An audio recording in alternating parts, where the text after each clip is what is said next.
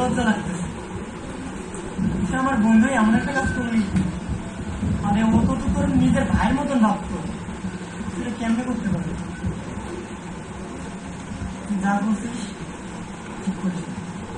বন্ধু আমি আসলে সহ্য করতে পারি না বন্ধু, তুই ওর সাথে রিলেশন দিবি, আমি বন্ধু অনেক ভালোবাসি, আমি সহ্য করতে পারি বন্ধু, তুই আমার